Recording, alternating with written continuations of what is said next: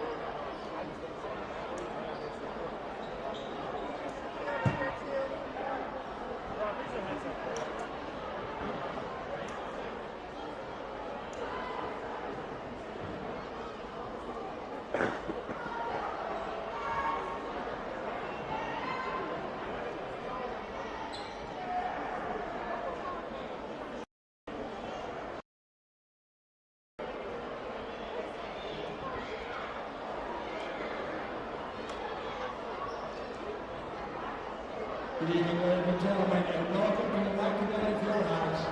And thank you for joining us in the honor of our class of 2025 senior basketball players, cheerleaders, and their parents on senior night. In unison, I would like also to congratulate the Neshannock senior members and recognize them for their dedication to high school basketball. Number 0, Jeffrey Measer.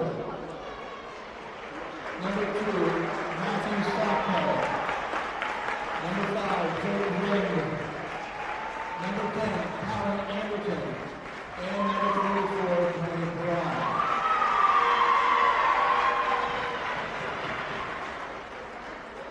Now it is a great pride to recognize our senior Scotties that have chosen to give so much of themselves in their sport and athletics. Thank you for choosing to commit the care for yourself for your sport and for your new Scotty community. Congratulations on the great high school and your home court in front of your biggest fans. First was done for basketball players, Jamel Mitchell. Jamel has been a member of the basketball team for 3 years. He's being escorted by his aunt, Sherry Huddleston, and his brothers, Kari and Kayvon Huddleston. Jamel plans to attend Slippery Rock University and major in business. He will also be joining the Slippery Rock football team to continue his athletic career. Jamel recalls his favorite memory of high school basketball was playing at the peak for the 2022 and 2023 WPIAL Championship. Jamel Mitchell.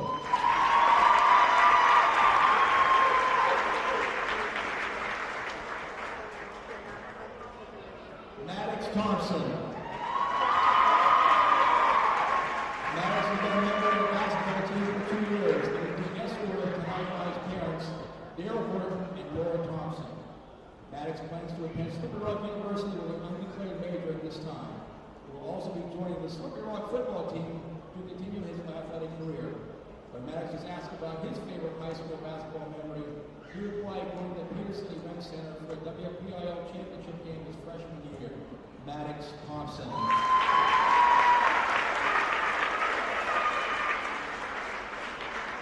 Lucas Stanley. Lucas has been a member of the basketball team for 4 years and has been escorted by his parents, Mark and Beth Stanley. On November 29, 2024, Lucas scored his 1,000th career point for the Union High School Scotties. He is now joining the elite 1,000-point scoring club along with his father, Mark, his brother, Matthew, and his cousin, Craig Hannon. Lucas plans to attend college and major in human resources. Lucas recalls that his favorite memory of high school basketball was going to the peak of the WPIAL Championship. Lucas Stanley.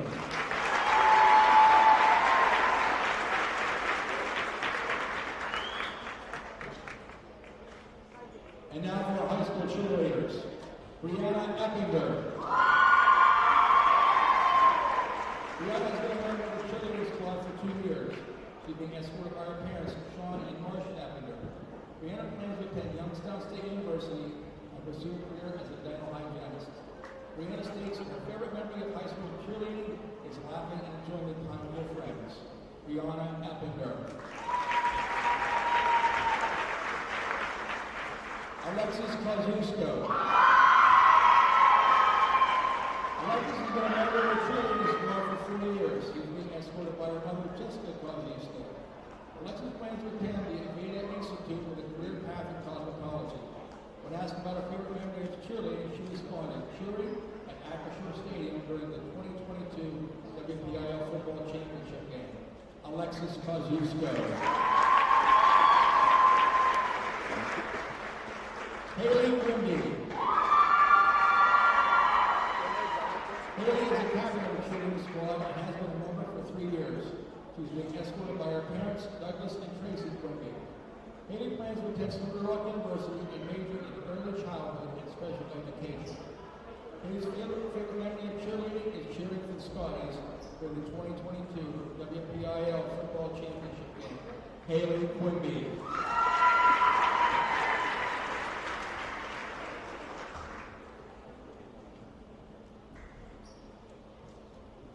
Cecilia Settle. Cecilia is a captain of the cheerleading squad and has been a member for 4 years. She's being escorted by her parents, Frederick and Jessica Settle. Cecilia plans to attend the University of Mount Union and major in nursing. Cecilia states that her favorite memory of cheerleading was cheering alongside her best friends for so many years, especially during the 2022 WPIAL Football Championship game at Acrisure Stadium. Cecilia Settle. Arabella Sweet. Arabella has been a member of the cheerleading squad for 4 years. She's the daughter of Daryl and Jennifer Holmes and Joshua and Stephanie Sweet. Arabella plans to attend Slippery Rock University and major in early childhood and special education. She also plans to continue her cheerleading career with the Slippery Rock cheer team. When asked about her favorite cheerleading memory, she replied, cheering at Acrisure Stadium for the 2022 WPIAL Football Championship game. Arabella Sweet.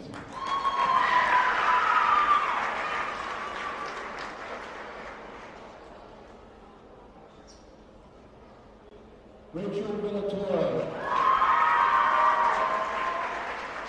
Rachel has been a member of the cheerleading squad for 2 years.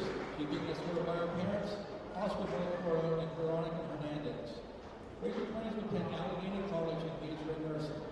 Rachel said her favorite memory of being a cheerleader was celebrating with all her senior classmates during the fall sports season. Rachel Villatoro.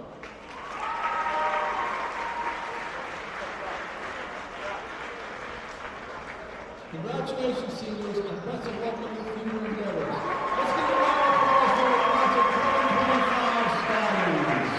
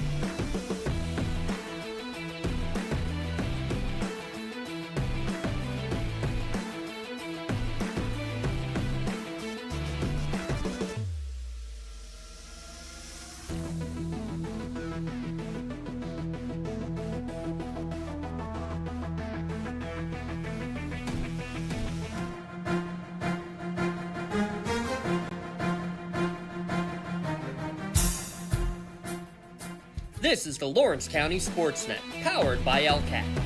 Gold heading back to Lawrence County. Your home for the County of Champions. Settles under it. The senior makes the catch.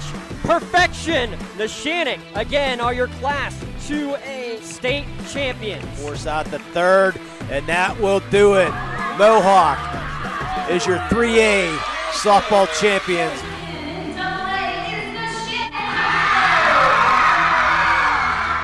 Buzzer's going to sound. Union repeats as the Class 1A WPIAL champions. The top local athletes and the top sports moments all featured here, live or archived at lcsportsnet.com. Sideline getting by one defender, and he's going to go all the way. There by Harrison. Harrison on the ground finds Blundo. Blundo rolls it in, up and good for two. Shallow right field, giving a run, and a sliding catch made. Down to 6 on the play clock. Here's Snap in the hole. The kick is up. The kick is long enough. It is good. That's fly ball deep right field. Get out of here. Hope running for his life. Throws it up for grabs. There's a man open. Touchdown. No way! Away from him, right back to Stanley from the seat of his pants, and he throws it off the window and in. Featuring over 100 broadcasts of county events in over a dozen sports. Your voice for Lawrence County sports. The gold ball headed home to Newcastle. This is the Lawrence County SportsNet.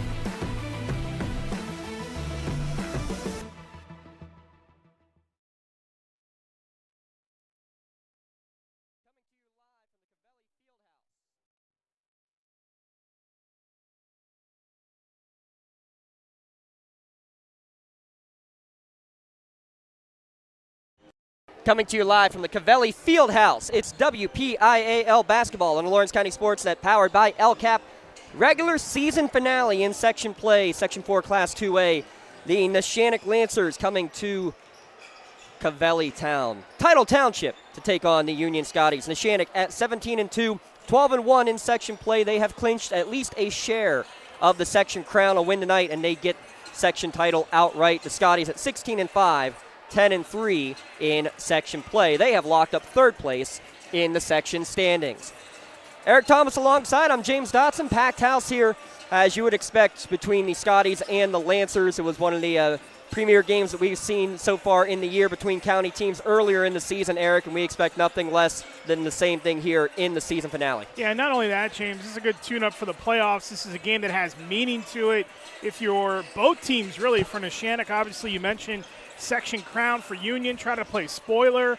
This has a playoff-type atmosphere to it. This is a good way to close out the regular season. I know that Neshannock's going to get one more game after this. Union's done until we get to the WPIAL playoffs, but has that big game feel to it. And I think you want that, and you want a game that has purpose late in the season, even though you may have this thing or think you have this thing locked up.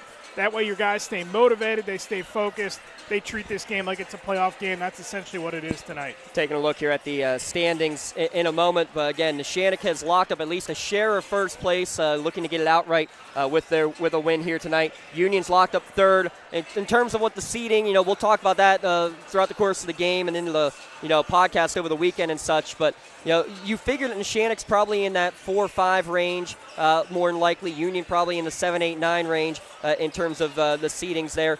Laurel, by the way, with a win tonight, that game already underway. With a win tonight, they will make it into the postseason as well. Shenango already has clinched. So just in the light of things, this game means a lot for both teams just in terms of momentum. But in the end, we expect these teams to be already kind of locked in approximately to where they're going to be in the seeding. And you start thinking about where they may end up and who they play and all that. 2A is going to be loaded this year. I think it's one of the strongest classes in the WPIAL. You've got Sewickley, who is just across the board got the biggest front court either of these two teams would face. Chartiers Houston hasn't been bad. They got a 13-game winning streak coming into play tonight. So if they can get that done and go to the playoffs on a lengthy win streak like that, they've got momentum. Greensburg Central Catholic, the runner-up last year, and Jeanette, who battled them all year long in section play. So there are no easy outs anywhere in 2A. And you start thinking about, hey, if we match up with this team, that first-round game becomes huge because you win that game, you obviously have a shot to continue on to states with as many teams that go. But you then start thinking, well, if one of these other teams gets knocked off, we might have a bad matchup in a consolation bracket. All that's fun to go through. We'll see what happens on Monday when they finally release these things. But there are no easy outs no matter where you are. You might say, well, you want to avoid X or Y team in a bracket. You can't avoid any of these teams. They're going to be matched up. Yeah. Both these teams will against somebody who might not be a favorable matchup in the second round. We're about 8 minutes away from opening tips. What we're going to do, we're going to take a break. We'll come back, and we have a conversation with both Coach Corey and Coach Stanley here in our pregame show. Our Axe pregame interview is coming up when we return after this timeout on the Lawrence County SportsNet, powered by LCAP. Just like going to the doctor, our homes need a checkup too. If your home is not properly weatherized, you could be at risk for symptoms that cause unhealthy ailments and higher utility bills. The Weatherization Assistance Program is the key to reducing utility costs and increasing comfort in your home. Services include an in-home energy audit to inspect your furnace and hot water tank, check for air sealing around windows and doors, and ensure adequate insulation and ventilation. Learn more at lcap.org or call the Department of Healthy Homes to get your checkup today. Congratulations to our December LCAP Team of the Month. The Lawrence County SportsNet is proud to honor Laurel Wrestling as the December LCAP Team of the Month after their 13-2 start to the season. Congratulations to Coach Kevin Carmichael and the Laurel Wrestling Team, our December LCAP Team of the Month. Lawrence County SportsNet is proud to honor Union's Lucas Stanley as a December Red Zone Male Athlete of the Month for scoring his 1,000th career point in the season opener. LC SportsNet is also proud to honor Union's Kylie Frustifer and Newcastle's Rihanna Boyce as the December Female Athletes of the Month, with both seniors also eclipsing their 1,000 career point mark. Congratulations and best of luck to 1,000 point scorers Rihanna Boyce, Kylie Frustifer, and Lucas Stanley, the December Red Zone Athletes of the Month. Calling all sports fans. Never miss a moment with real-time alerts, keeping you in the loop when your favorite teams are playing. Get instant updates sent straight to your phone with game schedules, changes, and all the latest news. You can receive important updates and reminders, so you're always prepared for game time. Be the first to cheer on your local teams and show your support. Receive important updates and reminders, so you're always prepared for the game. Signing up is quick and easy. Don't miss out. Sign up now and stay connected to the action. Plus, follow us on social media for live updates, behind-the-scenes content, and community news. Cold winds blowing, temperatures dropping, and snow is beginning to fall. And then your furnace goes out. LCAP's LIHEAP Crisis Program is here to help. If your furnace is blowing cold air, not turning on, or not reaching the desired temperature, help is right around the corner, whether it needs fixed or replaced. For information, call the Department of Healthy Homes at 724-656-0090. LCAP's Healthy Home programs are the key to safer living.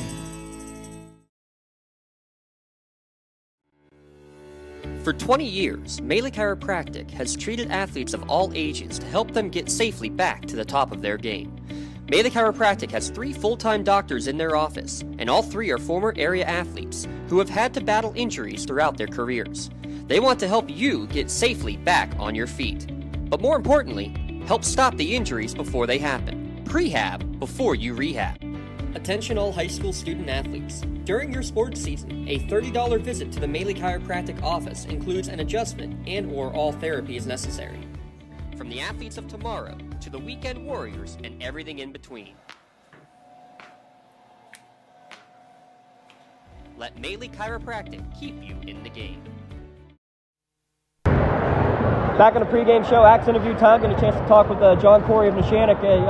Coach, last game of the year, everything laid out in front of you, a section title on the line, but you know it's even more than that when you got the 2 local rivals going at it. Just talk to us how everything's feeling in the Lansing locker room. Yeah, no, it's a great rivalry game. Obviously coming here and playing, we know what we're in store for, and Union's had such a really good season. They're coached so well, but I like where we're at right now. You have some of that. We've already claimed part of the section title, but winning it outright would be a lot sweeter. Well, we were just talking about the first matchup and how some things were really weird in that game. Your top scorer didn't have any field goals in that game. You had some role players getting some big points for you off the bench. just talk about how your team has been able to overcome those sort of situations, even earlier this week against Laurel, getting some good bench points. Yeah, no, our guys off the bench. Jeffrey Measles played really well for us. And that's a big thing in the scoring column that he's been able to bring. And, we've really missed Matt Sopko and Gino Mazzocco off the bench. You lose your 6th and 7th man. In this game it means so much. And, their absence has definitely been noticed. But guys like Jeffrey that have stepped up, Ryan Cameron off the bench as well. We've gotten a lot of good minutes from those guys. And obviously, as you know, it's really important this time of the year. Physical matchup the first time you guys played, so do you expect the same sort of physicality today, and how do you think your team fares in that? Yeah, definitely. I mean, it's both teams pride themselves on playing hard, pride themselves on playing physical, so you're going to have that. A lot is how the game's officiated. We'll see how the whistle is early and how they're calling the game, and it'll be up to both teams to adjust and figure it out. But it's going to be a great game. It's going to be, like I said, it's a great rivalry. Always enjoyed playing these games. Missed them over the years, and said Union moving up and us moving down in section or in classification gives us this opportunity. Appreciate it, Coach. Best of luck. Appreciate you guys being here. Thank you. Absolutely. We'll be back in a moment. Pregame show continues on Lawrence County SportsNet, powered by LCAP. Hey, Mom, do you need a ride to the store today? Oh, no thanks, hon. I got it covered. Mike's taking me. Okay, well, you have a doctor's appointment tomorrow, right? I can take you to that. No, I got it covered too. Mike's taking me. Mike? Yes, Mike's my ex driver. Picks me up right at my door and even helps carry my groceries. It's so convenient to schedule and ride with Axe. Wish I would have called him sooner. Okay, Mom. Sounds like you got it covered. I have an apple pie ready to eat. How about you help me with that? Back here on the pregame show, great chance as always to talk with Coach Stanley here of Union. Coach, hey, it's final game of the regular season. It's been another grind of a season. Just talk us through what it is. It's your last home game here to end this season. Yeah, kind of exciting. Crosstown rival, kind of bringing it back a little bit. Reminds me of when I played long time ago. But it should be a nice atmosphere. We're both in the playoffs. I think John's playing for a share of the section. So, if they win it outright. But I think he'll tell you, and I'll tell you, no matter what, when this one's over, we both want to be healthy and moving on to the playoffs and see what we can get done. Talk about your senior class, senior night here tonight, obviously, your youngest son as one of them. Just talk about what it's been like bringing this whole group through. Well, really, Lucas has been here the whole time, but the other two seniors, Jamel and Maddox, they didn't play last year. Maddox hasn't played for 2. And boy, what 2 pickups for us. They've been, tremendous. If we don't have them, we're in trouble. And it's been a joy. If you'd have told me we'd have been at this position at the beginning of the year, I told you you're crazy. So I'm happy for those guys, and they've been fun to coach. And like I said, without them, we'd have been in a little trouble. It was a real fun game. First time you guys played here against Neshannock. Now get a chance back on your home court. What's something you need to see improved upon for your team to come out victorious tonight, compared to the first game? We got to keep our composure. I thought at the end of the first half, we got a technical. It kind of, changed the momentum a little bit. I'm not saying it lost us the game, but Neshannock was coming back in that. We have to take care of the basketball. We need to get our other scores off. I'm sure they're going to run guys at Lucas and take Landon. So we need somebody to step up. We need an extraordinary performance from somebody ordinary, or somebody that hasn't given us something yet. So you look for that. If we can get that, I think we'll be right in it. Good stuff, Coach. Appreciate it. Go get them. Oh, thank you. When it comes to shopping for insurance, there are thousands of options out there. MVP Insurance proactively shops and compares your policies to find the best coverage and rate. Josh Mathur and David Verratti want to provide you with the level of personalized service that you know that you are the MVP of their agency. They simplify insurance so you can live stress-free. Visit one of the locations in Xenia Opal or in New Springfield, Ohio. Call MVP for the win. Proud sponsor of the MVP of the game on the Lawrence County SportsNet. Works in Progress Painting wishes a successful and satisfying season to all the Lawrence County sports teams and athletes. Work hard and bring honor to your team, school, and family in how you play. Joe Wright and his family have been providing painting, window cleaning, and other property services for business and homeowners in the Lawrence County area for over 10 years. Their goal on every project is to provide a meaningful service that honors their customer, God, and their family, and to have fun while doing it. Works in Progress is now booking interior painting projects for both residential and commercial projects. Call Joe today at 724-714-4294 to discuss your next project. We'll get to those works in progress keys to the game here in a moment. First time for our starting lineups tonight. We'll start with the Neshannock Lancers in their road red uniforms, essentially the same five they've had all year. Ashton Allison, the 6'2 junior, the 5'11 senior Jake Rind, Talon Anderton, 5'11 senior, he averages 7 points per game. Tony Parada, 6'3 senior, averaging 13 points per contest. Leading scorer, 6'3 junior Davey Quat, just shy of 18 points per contest and 13 away from hitting the 1,000 career point mark as well. So Allison, Rind, Anderton, Parada, and Quat, the starting five for the Lancers. We'll turn it over to the PA address for the Union starting five.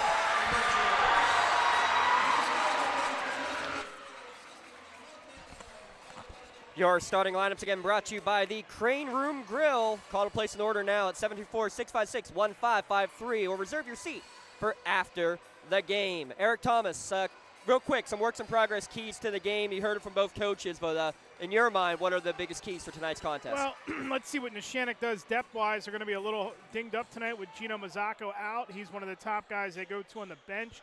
So let's see if that bench lengthens a little bit, if John Corey has anybody he goes to in place of Gino. And I think Union's got to find somebody else to score besides Stanley. We know what he can do, but in this type of game where it may be back and forth, where you have potential for one team to have explosive offense in Neshannock, who's going to be able to step up and complement them? Union in the home whites will get the opening tip.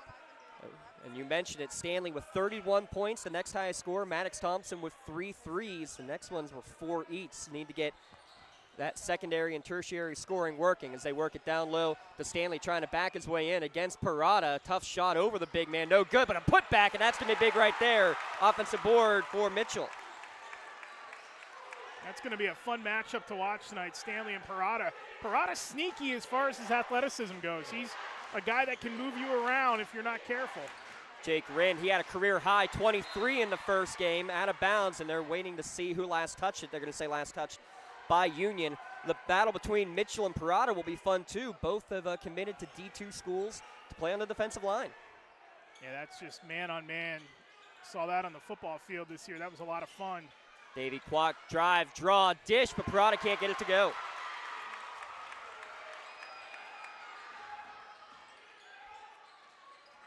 Thompson, nifty dribbling, trying to find room. Little give and go on the screen and roll, and how about that? Jamel Mitchell able to find some space. He's got the first 2 buckets. He used the left hand there to kind of give himself some leverage around Parada, reposition himself. You saw it right there on the replay. And then he gets a block on the other end, but they're going to say he got him on the arm, says the mayor, Tony Quart. Yeah, Jamel kind of got away with a hook there on the other end. It's a good no call because you see it so often in basketball, but he just had to do that to get around Parada. Parada, James, I'm telling you, Parada, he looks like just the typical high school basketball post player that's not tall. Just a wide body, you throw him out there for defensive purposes or rebounds. No, he'll move you around. He'll step outside, hit jumpers. He'll take you off the dribble. Like, he's got so much athleticism that they got to be careful with that matchup tonight. First free throw is good for Davey Quad, a 73% free throw shooter, and there the 2 go down to the ground again. And actually, Parada lost his shoe in the process.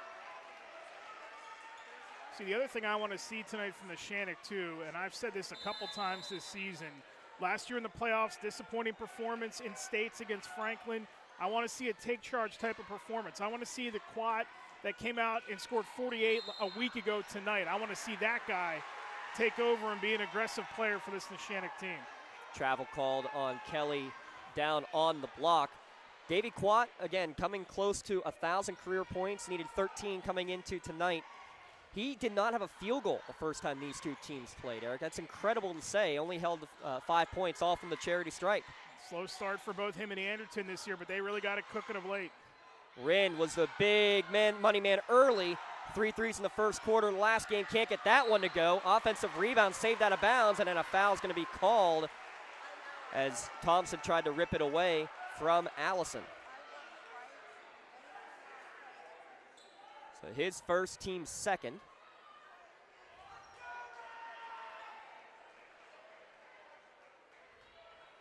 Neither of these teams particularly deep, and you heard the injury issues that Neshannock has had in terms of their 6th and 7th men being out for a good chunk in the second half of this year. Yeah, Matt Sopko, another one you kind of wonder what basketball shape he's going to be in. They have to go to him. He was not available for a handful of games, just came back the other night. So what kind of shape is he in? Hasn't been able to practice in full until this week. Yeah, Coach Corey said probably needs another week before he's going to be in full good shape. Trying to work it to Parada down low. They finally, Ari Ladouce over the top. They exploit the mismatch there against Eckert. And he just moves so well without the ball, gets himself open. Neshannock's been very good this season at the extra pass, too. Very unselfish. Short on the shot there from Stanley, and rebound brought down by Tony Parada. Tied at 4 here in the early going at the Covelli Fieldhouse. Glad to have a packed house. It was a very weather-impacted game for the attendance in the first one. 6-0 run for Neshannock now, though, as Wren puts that one in. Yeah, and I'm seeing a little bit more aggressive offense from Neshannock in this early going. A couple times this year they've not really been tested in games we've seen. Lucas Stanley, you go behind a screen, that's what he'll do to you. His 55th trifecta of the year gives the Scotties the lead back. Covelli Crazies in the blackout. See a lot of the Union Lady Scots over there. Talk about them in a minute. We'll talk more about Davey Quat now with his 54th three of the year. 2 of the top 3-point shooters in the county. Hey, he's feeling it right now. 76 points in those 2 games last Friday and Saturday, and he is not slowed down at all. He only had 13 the other night. You may say only 13, but they didn't really need him to be that 48-point guy a couple nights ago. Tonight they might, and he is able to pick up right where he's left off. Stanley looks to answer off the mark, no good, and Quat skies in for the rebound.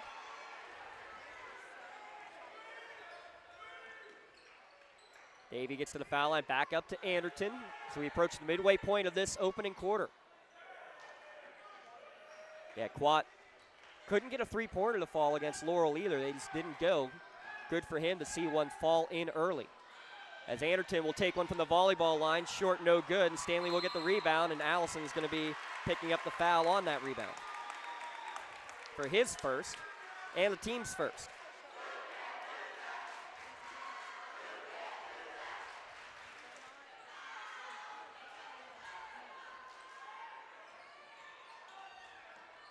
Stanley able to break the press with Eckert in the backcourt. Thompson back up top of the key. Stanley trying to dribble through a double team. Somehow does rip through. Can't get the shot to go, but gets his own rebound against the trees and gets himself an and one. You check it out on the LCAP instant replay. Physicality there. Down low, gets it, puts it back up and in. That's also the second foul right away on Ashton Allison. So into the bench quickly. Jeff Measle will check in, the 6'4 senior. He's been playing well. He was in double digits on Tuesday night against Laurel. Yeah, they're going to need contributions tonight. And again, like not knowing what Sopko is going to be like when he comes in, it's going to be paramount. And we don't know exactly the extent of Gino Mazzacco's injury either. I mean, it could be a couple weeks, could be a week, whatever the case. When you got Davey Quat shooting like this, though, won't matter too much. Second 3 already, 8 points in the opening quarter. He just needs 5 more to get himself over 1,000.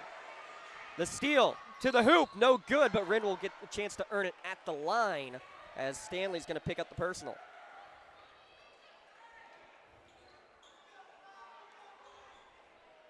Dad across the way, not too thrilled with the call.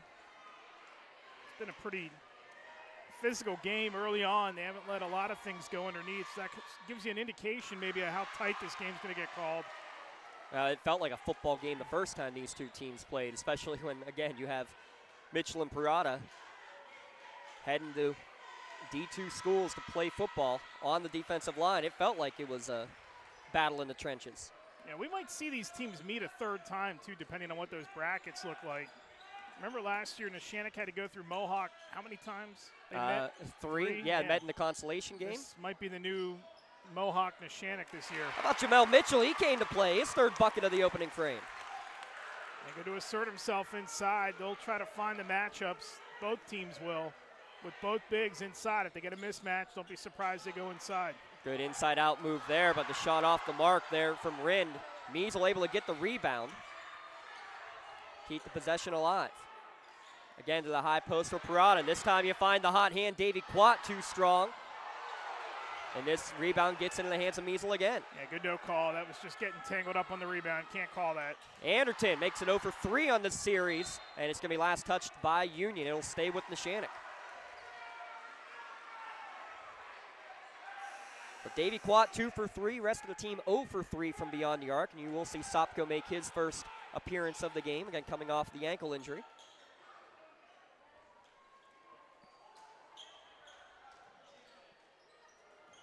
Quat open off the inbound, short, make it a fifth chance maybe in this possession. This time little 15-footer, Measle no good. Anderton rebounds. How many chances will Neshannock get? Down low, Parada, pump fake, can't get it to go, and finally Union able to pull down a defensive rebound. Well, what does that tell you? How many of those rebounds did Parada get? Yeah. It was all the other guys stepping in there to pull in the rebounds. Anderton's going to get the steal in the 2-on-1 to Quat. Nice move in the air, up and in. 3 away from hitting 1,000.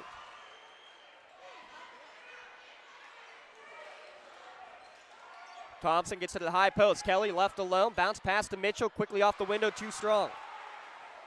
Sopko rebounds, trying to outlet it, and Thompson was the one to knock it away, but then knocked it into the bench.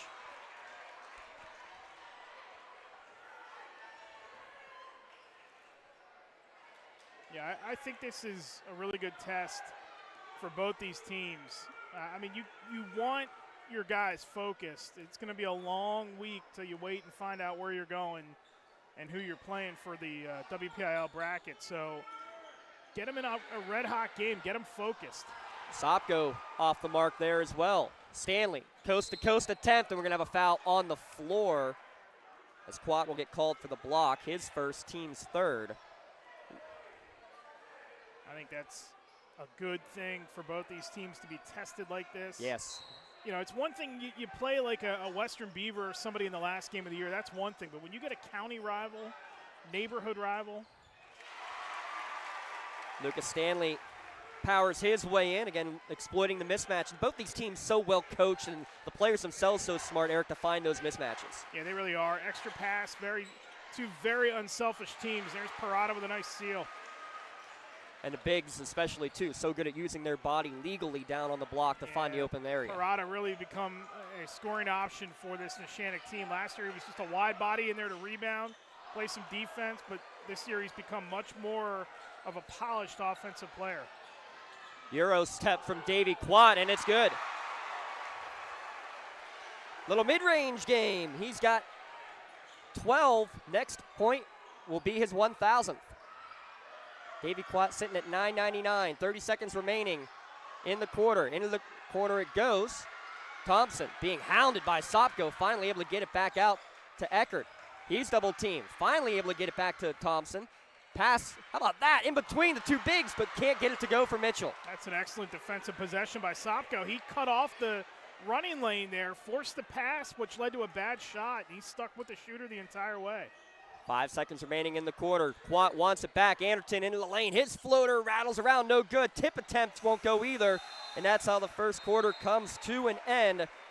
A good one, 19-14 in a fast-paced opening frame. We'll be back in a moment on the Lawrence County SportsNet, powered by LCAP.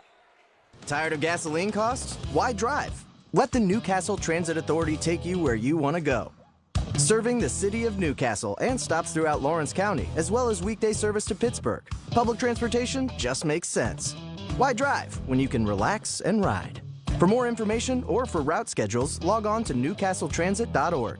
The Newcastle Transit Authority, going your way. And remember, senior citizens ride free.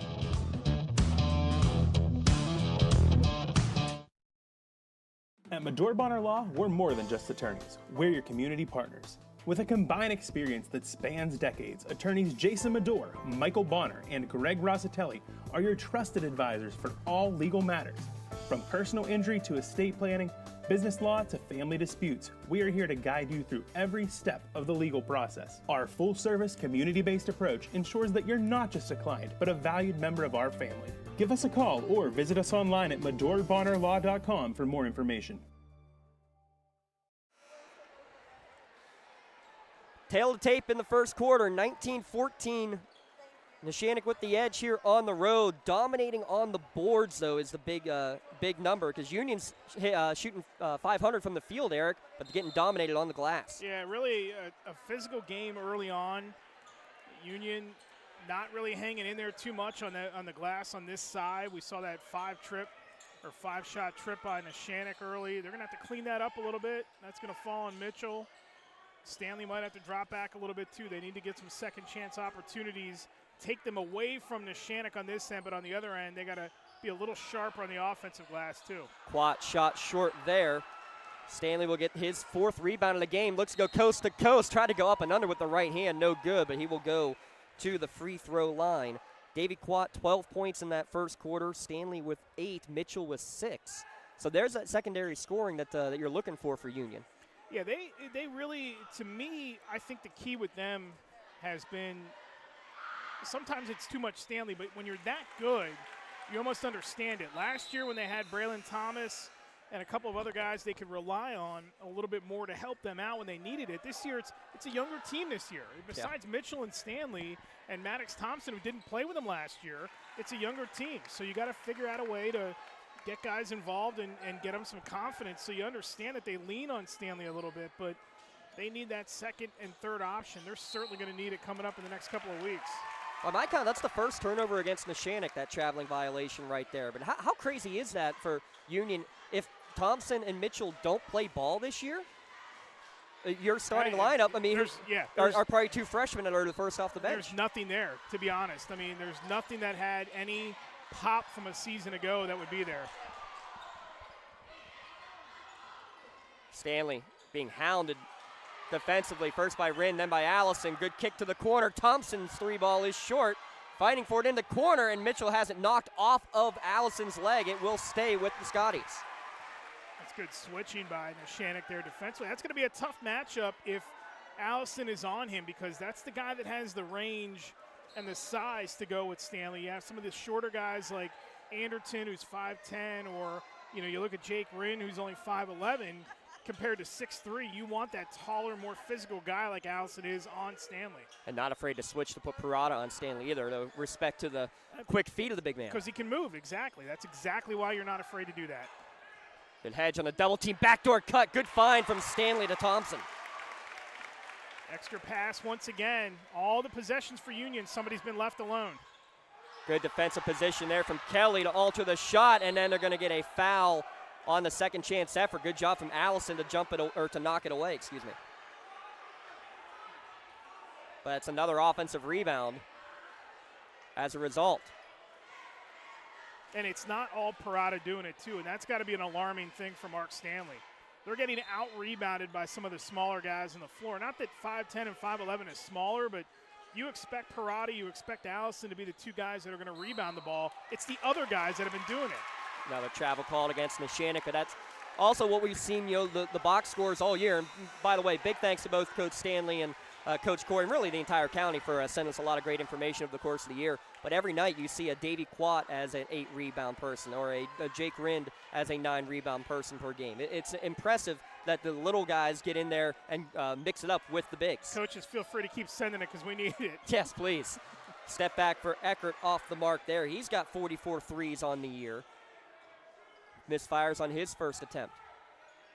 Union staying in this 3-2 zone defense. Quat, drive, draw, and dish. Rinn looking for his first points. Back iron, no good. Parada taps it out, but it's going to fall into the hands of Stanley. Parada just too far to the bucket that time. Stanley with a hand in his face, can't get that one to go. Measle 3 bounds off the bench already. That's where you worry about Parada, because if he's either trailing the play or overruns and Stanley just stops like that, it's going to be tough to stick with him. But Parada so far not doing a bad job when he's been on Stanley. I'm surprised we don't see him in the paint more defensively for Union. Measle couldn't get the shot to go, and then we're going to have a whistle and a held ball possession going over to the Scotties. You're not seeing much in the way of changing defenses up either. It's basically been man. Yep. It's been physical. It's just like you like to see it. You don't want to see teams rely too much on zone. It's an Neshannock team that can shoot the three, so maybe Union has to fall into it later if they get cooking from downtown. But I want straight man defense. I want physical. I want to earn every bucket. That's what we've seen so far. Pontius Insurance timeout there called by Union. Make sure you take the timeout and save money on your insurance. Get the best rates and customer service calling a local agent at Pontius Insurance. And remind you, coming up at the half, we will have our UPMC halftime show. UPMC, Lawrence and Mercer County's local choice for advanced orthopedic care, getting you back on your feet faster. Visit upmc.com to find a doctor near you. Something that Neshannock has had a little bit too much of having to get to the doctor and get healthy quickly. Again, he had a time where both Gino Mazzocco and Matthew Sopko were out of the lineup. Sopko comes back. Gino, they're hoping to be back in another week or two. How about Neshannock this season? 6-1 on the road. They've been great on the road, and they're also, against playoff teams this year, dominant this season. Union's not been bad either, but this is a matchup between two playoff teams. Very impressive season for this Lancers group. They just have, on the road, against top quality competition. I will admit I missed the Mohawk rivalry a little bit, but this one's been just as good. It's been a nice little substitute. You're absolutely right. You know, by comparison, Union 5-2 at home, and again, they haven't been too shabby against playoff teams either. And that's the one thing, you know, I don't necessarily agree with how the WPIAL picks the playoffs, but it seems like every class is so balanced right now. Quad had the rebound, then lost it. Kelly tries to go up over the top of Parada, no good. And then Mitchell got sandwiched. Looked like Parada had it pretty clean, but I think they're going to get on the other side. Or no, they won't get it on Parada. To send Jamel Mitchell to the free throw line. Yeah, talking with Coach Stanley before the game, he said, you know what? If you had told me at the beginning of this year that we'd be finishing the year with either 16 or 17 wins in the regular season, honestly, I would have called you crazy. With the number of seniors they lost, and you figure that you would have one senior in your starting lineup, but the pleasant surprise of getting both Maddox and Jamel back in the lineup has been huge. 8-2 in their last 10. Neshannock 9-1 in its last 10, and 11-1 since the calendar flip. That's pretty good. And these aren't slouches. Again, there's so much balance in the WPIAL this year, especially in 3, 4, and 2A, that every night is like Armageddon. Rinn couldn't get that one to go in the lane. Neshannock still looking for their first points of the second quarter. Stanley fights his way in, rejected out of bounds by Parada. It will stay with the Scotties. High-scoring first quarter. Mentioned Davey Quat with 48 points last week. That was the highest score in the county on the season until about 2 hours ago, Eric, because if you haven't heard, Kylie Fruitstor for this afternoon put up a 50-burger. 50! In a win against Winchester Thurston in their season finale. That's incredible. They are rolling again, and I don't know that anybody thought the girls' team at Union would be as good as they've been this year. How about an and one for Aiden Booker on the putback? Hung on the rim, and the freshman found its way down. Yeah, just look at the stick-to-itiveness to hang in there and off balance and really push that with his left hand going in. You see it on the rebound, just getting taken apart on the stick-back attempt. Excellent job. Another timeout, this one called by Neshannock. Again, they've been outscored 6-0 so far here in this second quarter. I mean, you want to talk about Coach Stanley saying, there's no way I was expecting to see this record. Coach Nogue hasn't said it officially, but I'm sure he's thinking the same thing. You lose a player like Kelly Cleaver, one of your top scorers and really the go-to person on that offense from a year ago. Figured there was, it may be a step down. Knew they were still going to be good, but I'm certain that they weren't expecting an undefeated regular season. Yeah, I don't think so either. And I don't know that you would have looked at this Union girls team and said, well, Kylie Frustorfer is going to be a 50-point scorer in a game. I mean, she's an excellent player, but more of a do-everything style player, not the dominant on-ball scorer that they had in Cleaver. I'll say this too.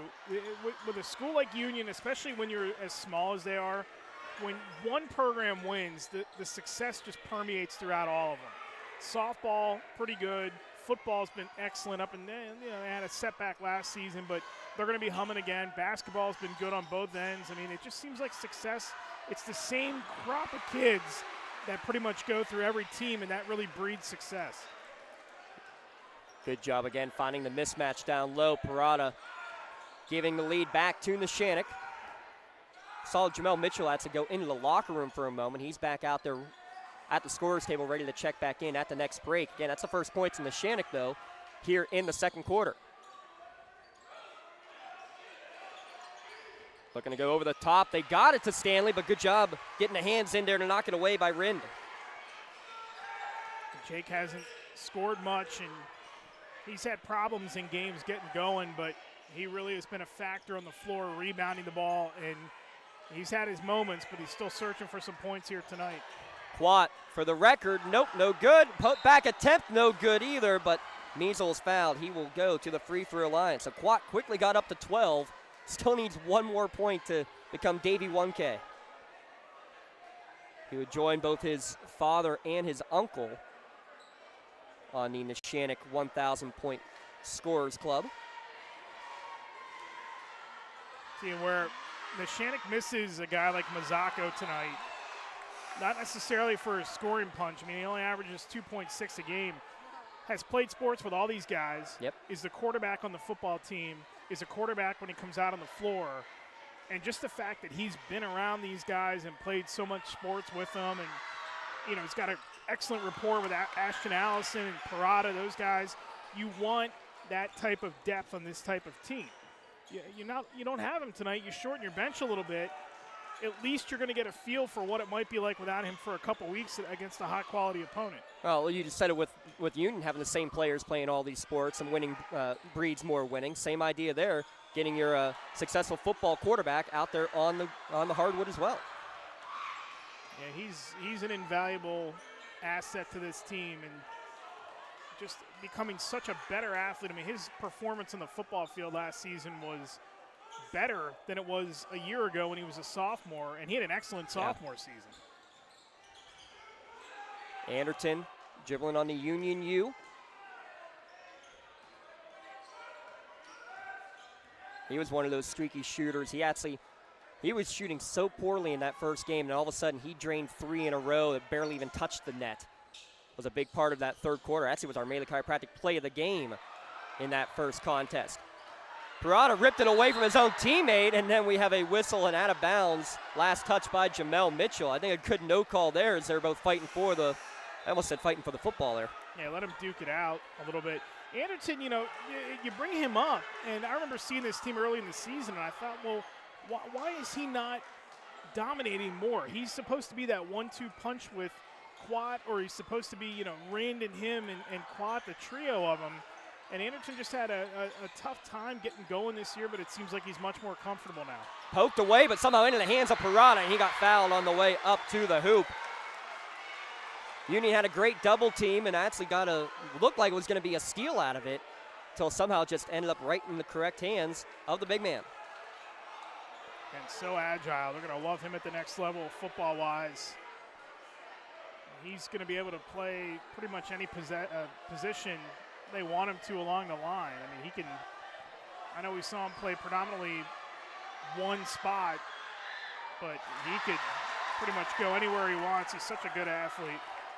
Yeah, it'll be interesting to see where he lines up. Expecting to see him, from the sounds of things, on the defensive line at the next level. He splits the pair here. He's got 7. 2-point lead for Neshannock. Probably not agile enough to be an end unless you play like a five-man front maybe, but he can certainly clog up lanes. We've seen him do that millions of times in the football field. Thompson trying to get it down low, and it's going to be knocked away by Parada. It will stay with the Scotties with 1:30 to go. By the way, that was the second foul on Landon Eckert. He's staying out there. No points for the sophomore. He's the number 2 scoring option on this Scotties team, just shy of 11 points per game. And he'll be the trigger person, able to get it in to Stanley. Pump fake, foul line jumper. No good, follows his shot and gets his own rebound. He's got 6 rebounds in the first half. Nice pass down low to Mitchell, can't get it to go, but he'll get another trip to the line. And if that's on Parada, that'll be his second. Stanley just looks like a much more polished player this season. And he's a very confident player anyway. I mean, he'll shoot from wherever, and he thinks he can make it from the parking lot, and some nights he can. I think we saw him maybe hit one sitting down last year, if I recall. But he just looks much more,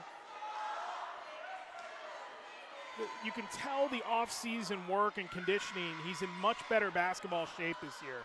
And he looks much more athletic, and he's more aggressive going to the bucket, and he's not just stepping back and shooting jumpers and settling for those things. He wants to be aggressive. Mitchell split the pair, nearly got the steal. The football season ending earlier for Union this year probably helps in getting that hoop shape a little bit more quickly as well. Yeah, that definitely doesn't hurt. And we saw it the other night. It certainly hasn't hurt for Alec Clippa this season either. Pass down low. Good read to get a hand on it. I believe actually both Kelly and Mitchell got a piece of it. These two teams I know are thankful they don't have to deal with that in AAA. Yes. Or deal with it in AA this year. Stolen right back. Quat lost it, got it back, goes to the rack, and there's 1,000 career points.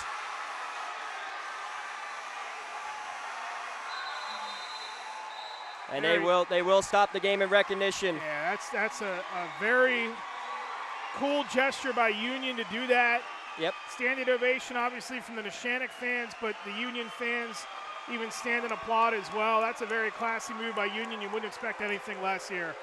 Mark Stanley has so much respect for John Corey and the program there. Of course, now you get some of the Bronx cheering, of course. But it's all in good humor with Quad and the opponent and all that. That's a very classy move by Union.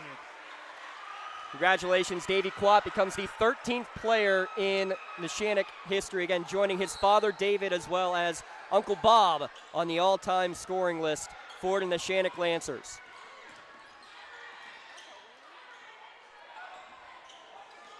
They've needed every one of his points here in the first half, too. This has been a great back and forth, physical, low scoring. Yeah, it was 19-14 at the end of one. Yeah, I like the grind-out possession-style basketball game sometimes. It's like I-formation football. Just line up and run the ball. It's what we're kind of seeing here. It's just work for everything, good defense by both sides. How about the volleyball line three at the buzzer? No good, and that's how the first half will come to an end. That shot wouldn't have counted, although it almost did bank its way in. Neshannock outscored 7-5 in the second quarter, but they take a 3-point lead to the locker room. We'll take it to a commercial break. We'll come back with the UPMC halftime show. Boatson, keep it right here for a moment, because we're going to have a special presentation.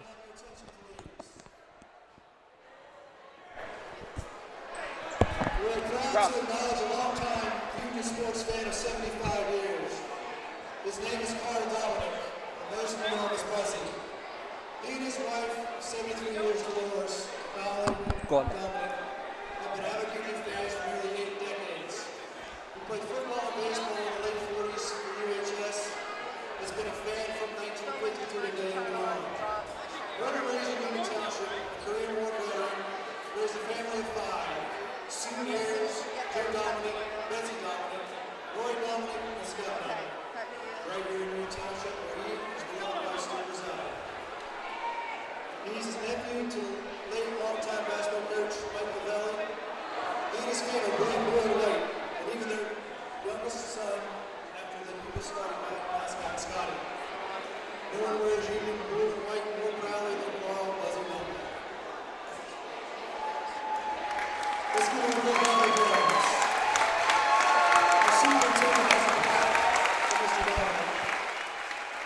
Union Superintendent Dr. Michael Ross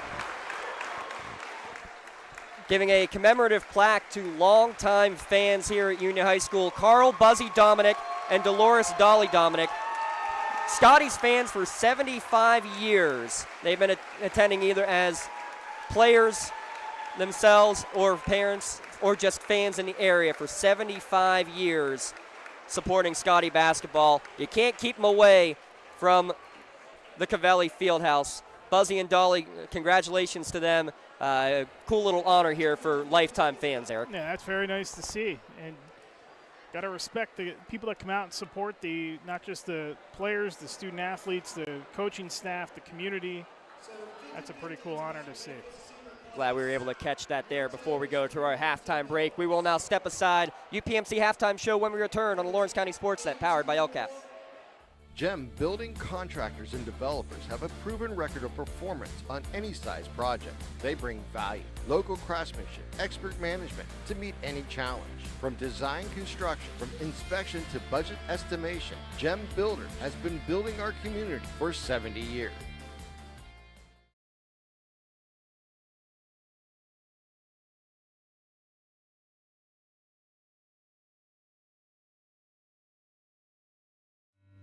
When it comes to protecting those you love, the businesses you've built, or the things you've earned, you need someone you can trust. Who better to protect your interests than a local insurance agent? Pontius Insurance is a team of local agents helping local residents in Lawrence County and surrounding areas, specializing in auto, home, business, and life insurance. Come see Dan Pontius, Jessica Dix, and Tracy Giddings, and the rest of the team at Pontius Insurance, and receive the personalized service you deserve. Don't get left out to dry. Call the Penn Ohio Bottled Water Company for the fastest and most efficient bottled water delivery service in the area. Penn Ohio offers bottled water ranging from 16.9 ounce bottles to 5-gallon jugs, perfect for your next event or office water cooler system. Also, don't forget to ask about their custom labeling options. Visit PennOhioBottledWater.com for more information and to get a quote on their delivery services. Whether it's at home, in the office, or on the sidelines, Penn Ohio has you covered. Whether you're hosting a big party, it's family dinner night, or you just need a place to go and watch the big game, the Crane Room Grill is the place to be. Need that something special for your upcoming event? Ask about the CR Brewing Company's custom brewing options to give your big day that personalized touch that your guests will never forget. Visit craneroom.com to see their full menu, or call in your takeout order now at 724-656-1553. The Crane Room Grill and CR Brewing Company, a winning combination. When the high school season heats up, make sure you have the best gear to support your school. Head to the Red Zone on Wilmington Road in Neshannock for all your county sporting apparel needs. From sporting goods to custom apparel to embroidery and more, the Red Zone has it all. Quality gear for all 8 schools in the County of Champions. Stop by and enter the Red Zone or visit them online at theredzonesports.com. Score big at the Red Zone. Your hip, your knee, your shoulder, whatever has been holding you back, UPMC Orthopedic Care is where you'll find experts to help you get back to a better quality of life. UPMC is pioneering minimally invasive surgeries, and we offer personalized treatment plans and same-day surgery to get you home and moving sooner. It's your ankle, your elbow, your hand, and it's your move. Visit upmc.com/ortho to learn how UPMC can help. Thank you for calling Axe. Where can we take you today? To work, to the store, to Grandma's house. Axe can get you there, but it's much more than a ride. It's a joyride. I'm helping people. I'm getting them out of their house. I'm taking them to their doctors, to the grocery store. They say I'm entertaining. Okay, we laugh, we joke, we sing, we tell stories. They're like family to us. Even if it's the same day, to schedule your joyride, call Axe today. Since 1911, the City Rescue Mission has been serving our community by providing food for the hungry, shelter for the homeless, and hope for the lost. We continue to love all that come through our doors, extending mercy and providing grace just as God has done for each of us, serving with a compassionate heart and sharing the good news of the gospel and the hope we all have in Jesus Christ, just like we've done since 1911. We can't do this alone, and we continue to need your help. It's UPMC halftime show, a 24-21 lead for Neshannock over Union. A fast-paced first quarter, more grinded-out offense. I know Eric Thomas loves that there in quarter number 2.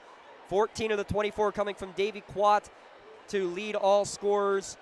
Union led with 10 by Lucas Stanley. It's about what we expected the first time that these two teams played. That's what we were expecting. Davy couldn't hit any shots in that game, all points coming from the line. Him getting going early tonight was expected, but very crucial for Neshannock. Yeah, it's needed, too. I mean, you're in a short bench. We talked about injuries and everything. I mean, you need your top scorer to just get out and take over a game. That's the one thing I've said this, and I said it in the first half. I've wanted to see an aggressive Neshannock team not just get fired up when they play a Mohawk or a Union or a county rival, but I want to see them play like that the start of this game against anybody they play against. They have the ability to do it, and at times last year we just kind of wondered why they couldn't flip that switch and get to that level, and to see it in what's going to be one of their final regular season games. They're going to play one more game after the cutoff for districts, but to see them play that aggressive early on and to see them hang around here, yeah, okay, they haven't shot the ball well, but they're still in the game. They're rebounding the ball well. They're defending well. That's what you need out of this type of team. 32 minutes on the floor. They're getting it right now. They've played a pretty good first 16. Let's take a look at the rest of the first half scoring recap brought to you by Creative Edge. Mentioned 14 for David Quat, 7 for Tony Parada, 3 for Jake Rinn. That's the extent of the scoring for Neshannock. Stanley with 10. Mitchell with 7 big points there. He's already above his scoring average. Booker with 2 off the bench, and Maddox Thompson also with 2 as well. The shooting numbers, though, Eric, are absolutely incredible when you hear them. Yeah, Neshannock 9 of 31 in the first half. Union 8 of 19. Remember, Neshannock had that one possession where I think they had, 6 offensive opportunities. So, I mean, it's a little inflated by that, but at the same time, 31 shots in the first half. But that's aggressiveness, though. Again, that's what I want to see out of this Neshannock team going forward.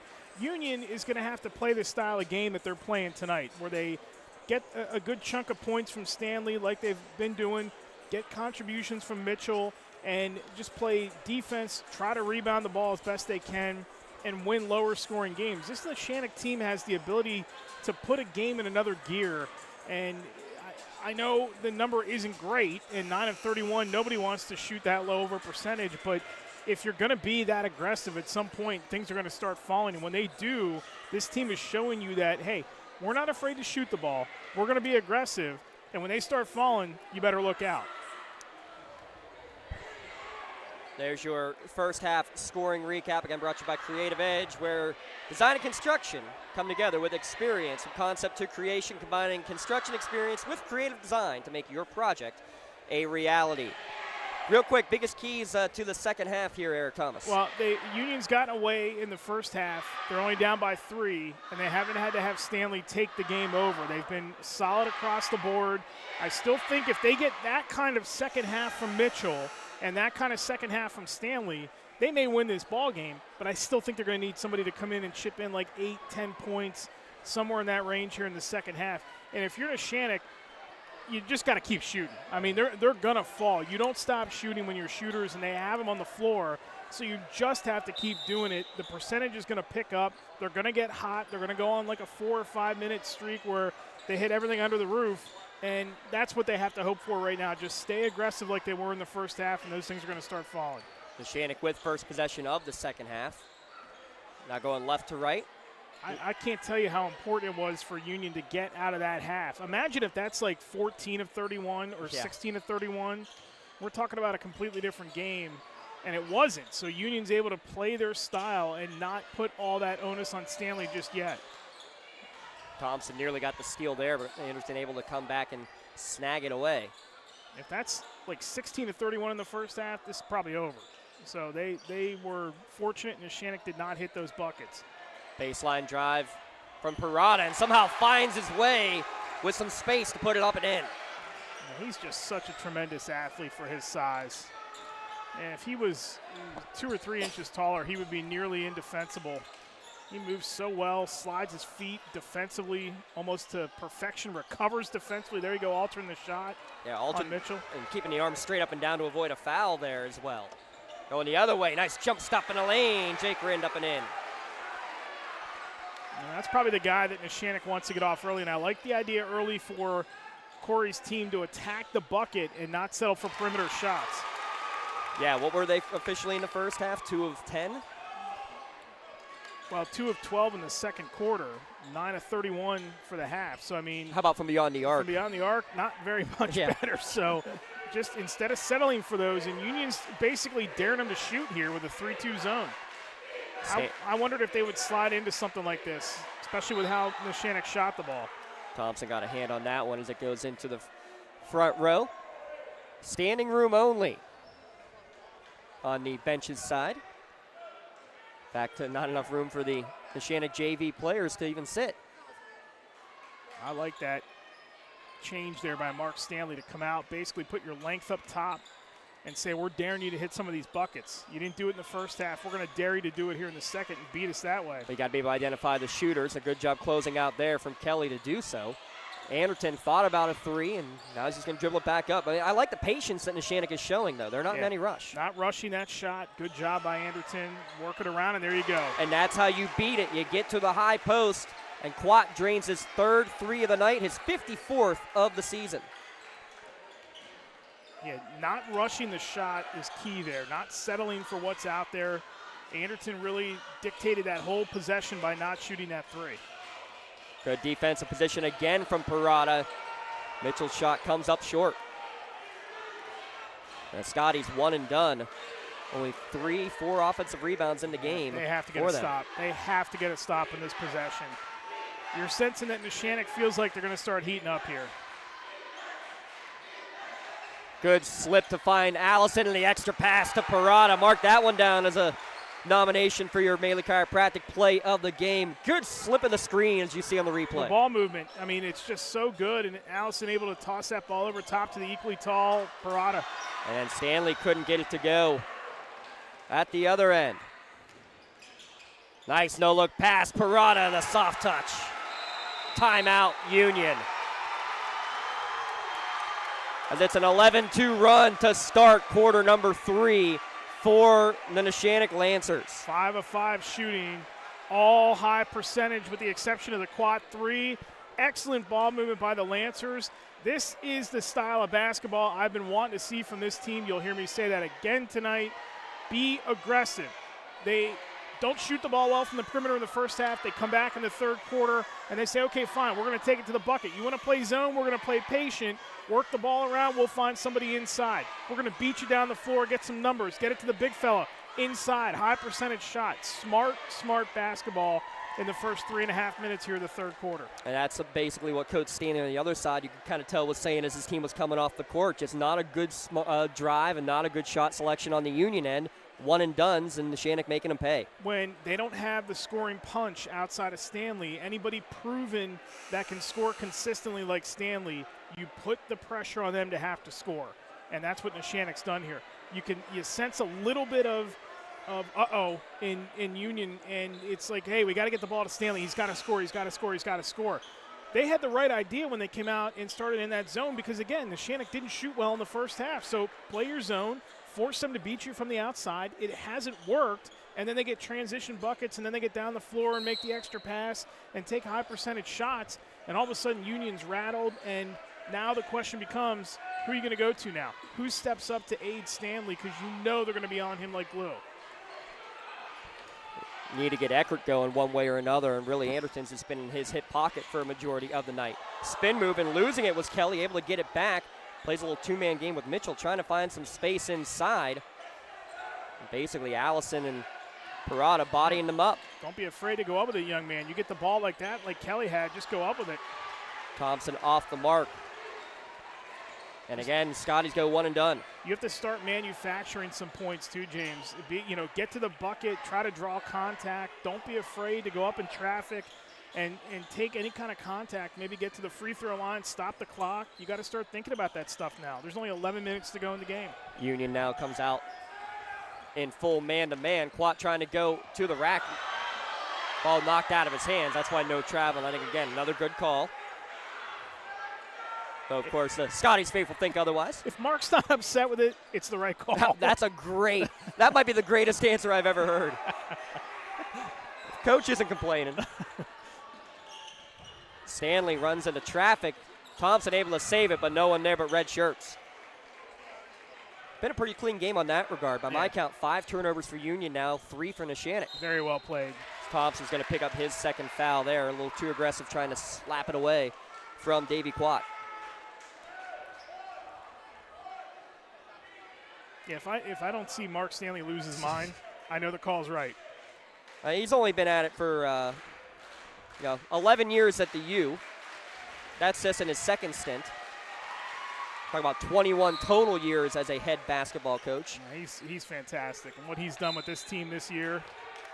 We're going to get a Medor Bonner Law change in possession. A moving screen's going to be called as Allison tried to replant as he set that screen on the inbounds. Make sure you protect your possessions at Medor Bonner Law, a community firm with personal connection and individualized service. Every one of the coaches that we have in this area, especially on the boys' side, knows exactly what to get out of their team, and they coach them so well. Nice pass down low on the baseline from Mitchell to Stanley. Mark does a great job here. John, an excellent job at Neshannock. Mike O'Leary is fantastic at Mohawk. When you have experience like that, all 3 that you just mentioned, 20-plus years of coaching. O'Leary with, I think it was 15 years on the girls' side before moving over to the boys. Stanley, double team, gets it back up to Kelly. You can hear Coach Stanley saying, move, got to move with the ball. There is no movement. I think Jordan Kelly just got away with a literal tackle on the court. It will be a held ball. And talk about not losing your mind, but Coach Corey can't believe that one was gotten away with there by Jordan. Well, Mark Stanley's right, James. I mean, there's no movement at all. You have to move without the ball. That's what Neshannock's done so well in the second half, and that's what a young team does. I mean, they just sometimes get into these little lulls and don't understand that basketball isn't just putting the ball in the bucket. You've got to do every other thing around that to position yourself to make the best shot. Nice pass to Kelly down low, and he got held on the way up. They say it's a floor foul. That's a bad call. He was shooting. He should be at the line for 2 shots. Davy Quat will pick up his second, team second. I don't agree with that. Mark's he's giving him the business right now, and I don't disagree with him. Kick on the inbounds pass. But see, that's what I'm talking about earlier with Kelly, James. Yeah. Get the ball in that position and just go up to the bucket. Don't be afraid of the contact. Buzzy Dominic was even saying, why isn't he shooting down there? Yeah, but he knows. That was not a good call. Kelly, spin move into the lane. Good defense from Measle. All to the shot. Couldn't quite go in. It's aggressive, though. That's what Union's going to need. Oh, foul line walked. jumper, yeah. He's gotten away with 1 or 2 of them tonight. And finally, that one was just too much for them to let go. Yeah, just kind of corralled the ball just a split second too early. You can get away with it if you keep the hand on top of the ball as you kind of go through the lane there. But you're right. I've seen that teams all across the WPIAL getting away with that one. Not with this experienced crew. Mayer's not going to let that one go. They have not moved Rinn off of Stanley here defensively. They've seen something that they like with him defensively. Stanley's barely had a touch here in the third. Then you move with 2 out there and you shade him with a third guy. Yeah, and every time that he gives it up, it's like you're not getting it back. Kelly again trying to back his way in. Good pass across the lane and an and one opportunity for Jamel Mitchell, and that's what you need if you're Union to be able to make up for it. Can't get it to your big man? Get it to the big man. High percentage shot, too. Good ball movement. They didn't allow that Neshannock defense to – see, that's a good possession by Union because they realize what Neshannock's doing to them defensively with Stanley. They don't force it back to him. They just, all right, fine. If you're going to deny him, we'll try to reposition him in the paint so we can get it to him. And even if we can't, we'll just move to the bucket and find somebody who we can try to get it to. That was a very smart possession. Mitchell can't complete the 3-point play. 1 for 5 for him from the free throw line tonight. keeps it an 8-point game. But Union, for the moment, has weathered the Neshannock storm. Need to weather the last minute and 15 seconds. Notice how Neshannock has not been able to have the effectiveness when it's gone back to man defense either. That's surprising. You would think the zone would cause them more problems, but Union's a better man defense team, it seems like, here in this third. Trying to back their way in. Good find on the cut. Quat hangs in the air and gets it to go. 19 for Davey. Yeah, but even that, I mean, they make Quat work for it, and he's got to take an off-balance jumper in the paint. That was still a good possession by Union defensively. And then he gets the steal as well. Anderton will pull it back up, see if they look to stall here with 40 seconds remaining and a 10-point advantage on the road. I've always thought if a dude makes a basket but you make him work for it, it's the way it goes. Good effort there from Eckert, and then they're going to get a loose ball foul. Anderton tried to box him out, and they are going to get Eckert reaching around. Yeah, and that's another bad call because that should be an offensive foul on Anderton. And I think Union fans are just now realizing that it was called the way it was. You can block out the guy and let the ball go out of bounds, which is what Anderton was trying to do, but you can't induce the contact. How many times did we see that last year when Burrow played Mohawk, and how annoying was that in that game that they just let it go the whole night? That should have been an offensive foul. Yeah, they get the steal anyway. Maybe a ball don't lie moment for the Scotties. 10 seconds remaining. They're able to get it to Stanley, and then they are going to get a reach and foul against Rind. There we go, a little bit of a makeup call. Even Rind knows that he's laughing. Again, smart players. They understand sometimes how the game works. They did have a foul to give, though. That's the team's fourth. Trying to get it back to Stanley quickly. Got 5 seconds left as he gets the handoff. He's got to find the clock. Gets to the three-point line, and the pump fake, the shot is going to be after the buzzer. 3 quarters down here at the Cavelli Fieldhouse, a 37-27 lead for Neshannock. Back in a moment at lcsportsnet.com, powered by LCAP. Congratulations to our December LCAP Team of the Month. The Lawrence County SportsNet is proud to honor Laurel Wrestling as the December LCAP Team of the Month after their 13-2 start to the season. Congratulations to Coach Kevin Carmichael and the Laurel Wrestling team, our December LCAP Team of the Month.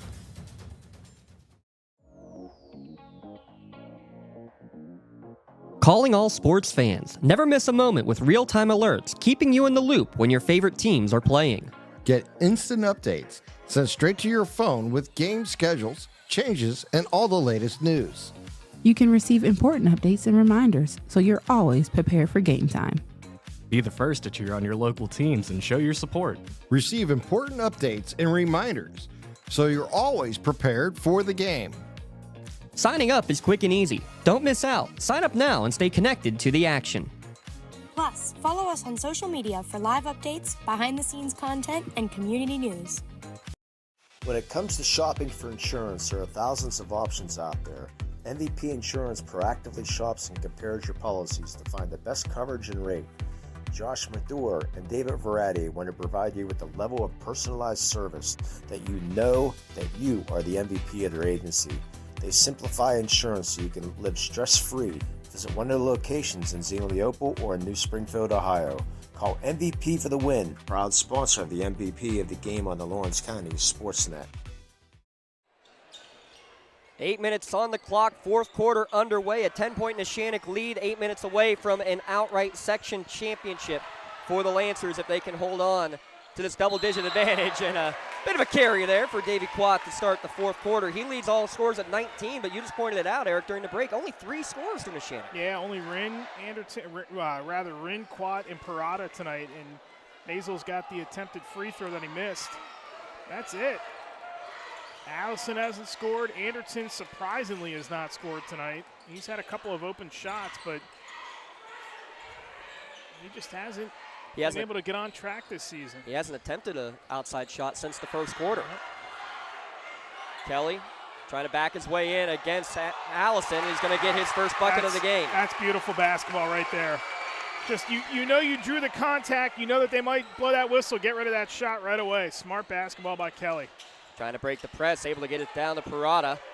And now Neshannock will look to reset the offense here early in the fourth quarter. 6 of 7 shooting in the third quarter for Neshannock. Talk about a role reversal. 9 of 31 in the first half.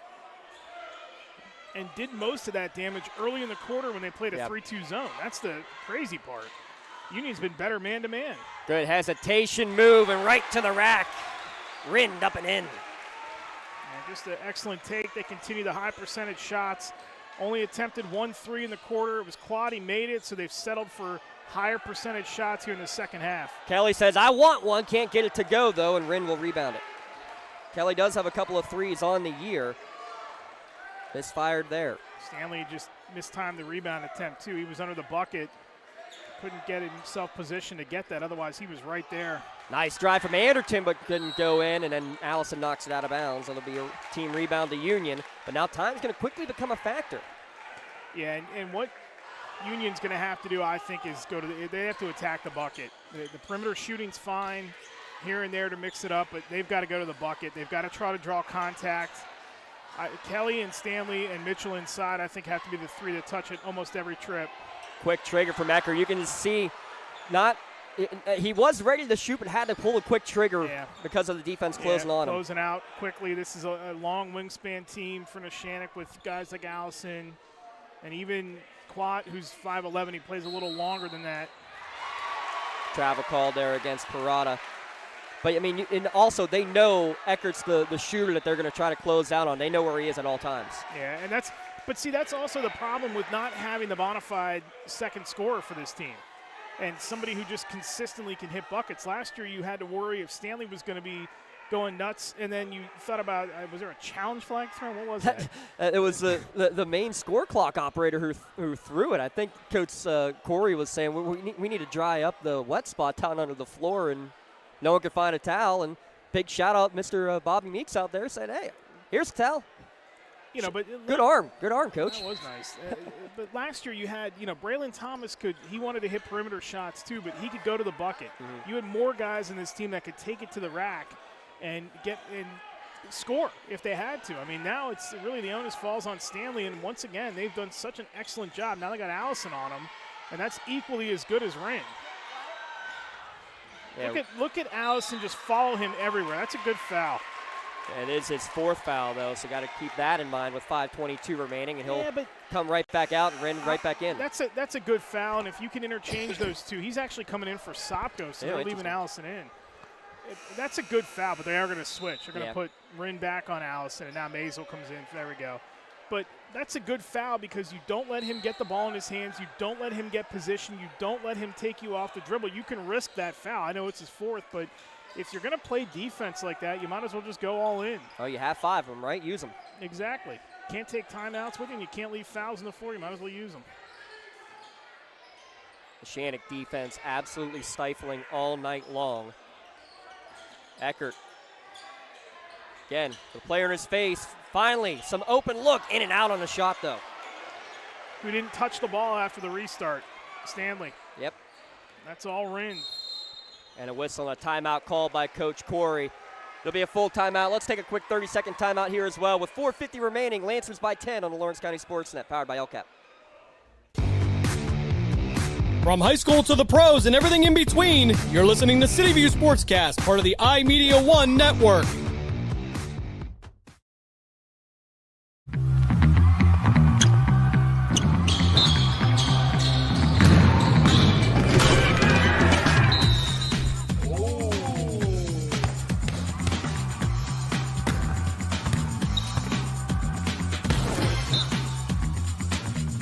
That was awesome.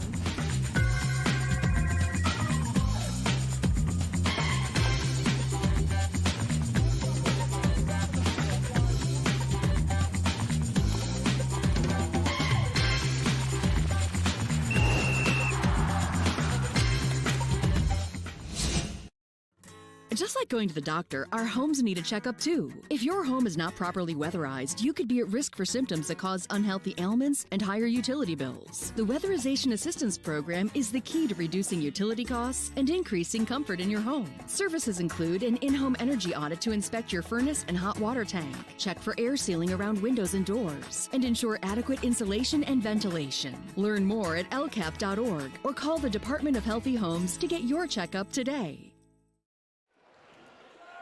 Back to the action. We'll have an out-of-town scoreboard look here in a moment. brought to you by the Newcastle Transit Authority. Neshannock coming from out of town into Title Township in Union, and 10-point lead with time winding down. Rinn in the lane, knocked out of bounds by Stanley. We have another team clinch into the playoffs. Laurel with a victory tonight, 69-41. How about Laurel coming up big down the stretch to make it into the postseason? Yeah, good for them. Nice little run at the end of the year, and yeah, it comes down to the last night of the year, but excellent. More the merrier. It's going to be an odd bracket in some cases because you might have an odd amount of teams in there, so there's going to be buys, but the one class that doesn't have buys, 3A, that's going to be absolutely wild. Get a chance to chat about that a little bit here, maybe in our post-game show. We'll also have our latest podcast over the weekend where we'll talk some bracketology as well. Class 2A is now going to have 21 teams in the playoffs. They were guaranteed 19, and you got 2 of the 4 sections with last place ties. Stanley able to kid it off to Thompson in the corner for 3, short no good. Long rebound will be tracked down by Anderton. I think and this is why I think they need to go to power ratings, and 500 should be a mandatory record, and minimum games should factor into that as well. Parada no good on the shot, batting it around, and somehow it ends back up in Stanley's hands. And then he's fouled at midcourt.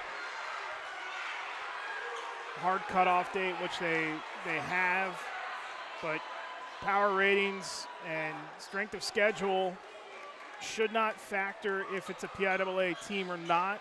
I think you can't punish teams that go into Ohio to play, especially when you're out in this corner of the state where it's easy to get over that border. I think there should be more showcases. I think things like the Burger King Classic up in Erie should expand how many teams are in there and go to a 3-day event. Can't get this shot to go either, and guess what? One and done, and Mitchell commit the foul on Measle. How about 6 rebounds for Jeffrey Measle coming off the bench as well? Yeah, he's been fine. You know, and that's another thing about Neshannock that's so amusing to watch is, like, they don't have this dominant rebounder. Parada might be the most consistent one, but every night you look, it's, you know, Rinn with 8, or potentially it's Quat with 7, or Parada with 9, or whatever. Everybody shares the wealth in this team. There's much more of an understanding as to what they need to do with this team this year than a year ago. Now, I was so disappointed the way they played at Franklin last year, because that's a game they could have won. Franklin ends up going on. I believe they went on to the state championship last year. They lost to Girard in the state semis. That's correct, yes, yeah.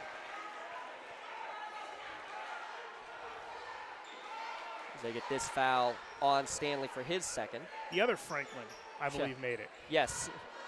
I mean, you only covered 6 championship games, so forgive you for getting one wrong, I guess. Not all boys either, so it's tough to remember some of the ones that you don't do. But, yeah, that was such a disappointing performance last year. And I think seeing them right now, tonight, wrap this thing up here in the next 2.5 minutes and do it the way they've done it tonight, it shows a lot to me. It proves a lot to me. They get one more game against West Allegheny that, yeah, it's going to count, but it won't count kind of thing. And I think this team I think they have potential to make some noise. And Neshannock just content to play a little keep away as well. Tune up in that regard, too. See if you can waste time when you need to. Their big concern, and it's going to be the concern that everybody has in the 2A bracket. A little whistle and an unnecessary foul, a frustration foul. Thompson had gotten the steal and then basically gave a 2-handed shove instead of getting the ball. Yeah, that is a frustration foul, some of it boiling over. These guys all know each other so well. The big issue for 2A is going to be if you don't have the size and you get locked up against Sewickley. Yeah. That's going to be a problem. And you have to hope on a night like that, you know, Parada can only do so much against one. These are comparable teams in terms of size right here. You know, there's not much difference between these two teams. There's not much difference between Mitchell and Parada, maybe a little girth, but size-wise. So he's going to be undersized if they get matched up against Sewickley. And you've got shooters in the bracket. You've got athletic teams like Jeanette. You have to hope you're going to be able to frustrate some of these teams, but then if you get matched up against the Sewickley, you're going to have to hope that you're hot. You know, 9-31 might not win that game if it's a high-scoring game. So you got to be hot in those type of games. They have potential to do that. Another timeout with 1:51 remaining. We'll keep it right here at lcsportsnet.com, just a 30-second timeout. Again, we mentioned there's 21 teams now that are going to make it into this Class 2A tournament. We'll get you a little sneak preview of some bracketology. Personally, I have Greensburg Central Catholic as the 1, Swickley as the 2. I could understand that being flip-flopped. I got Jeanette as the 3, though. There are only 2 losses coming to Greensburg Central Catholic in competitive games. 4 and 5, I have Neshannock and Northgate. Northgate being the runner-up out of the Swickley section. I think that Neshannock and Northgate very comparable, whether it's 4-5, 5-4, not a huge difference. But where do you throw Chartier? Where do you throw Olsh? Probably at that 6-7 mark. Yeah, I'm not. I think Chartiers Houston's better than Olsh, to be honest with you.